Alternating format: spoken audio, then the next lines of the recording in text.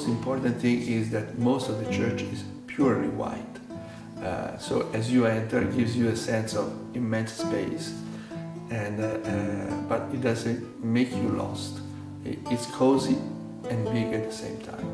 Probably is the most beautiful, no, probably, definitely is the most beautiful church in town. More than the cathedral, more than the San Filippo. The original plan of the church was due to Bramante.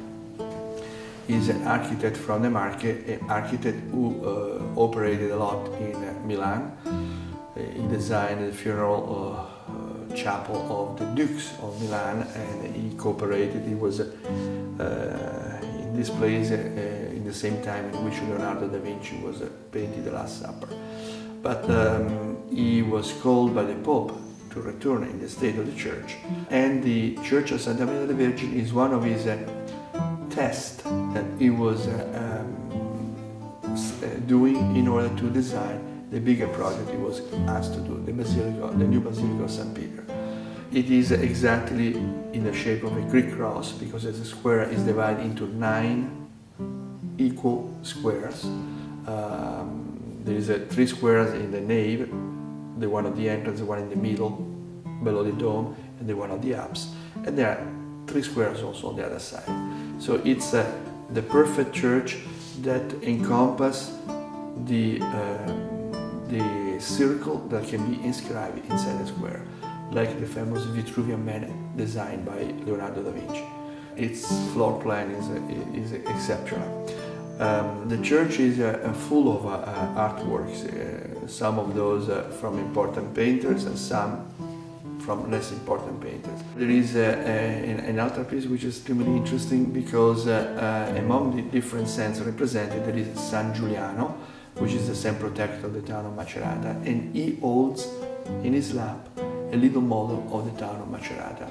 So this is extraordinary for the fact that we can know the state of the art, how Macerata looked like in the late 1600s, early 1700s, when this altarpiece was done. So when you enter the church, the altar on the left nave in the middle is the altar that still keeps an image, is a fresco. This is the image that existed in the old small church in the countryside, and is exactly the chapel where is hanging outside a little crocodile. Number of young boys, because the true name of the church is not delle Vergini, but dei Vergini, of the virgins, male. The Madonna ordered to have a number of processions, so the people that walks from the city walls, and the city walls, you know where they arrived. There was not Via Caroli, Corso Caroli at the time. For several weeks, for several days during this weekend, toward this place, because some important event happened in town. And as a consequence of this, the important people of town put their money in order to build this beautiful church.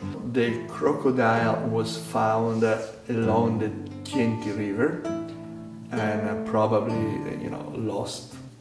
And he was attacking some farmers until somebody prayed the Madonna dei Vergini, and they were able to kill this crocodile, which I think attacked several people, and so they were able to kill, and as a trophy was brought up there. The beauty of the church is not only inside, but is also outside. The beautiful volumes that you can see if you walk outside, particularly in the back, and you see all those volumes of the apses and the square. And it has this beautiful dome that dominates the countryside. Absolutely extraordinary.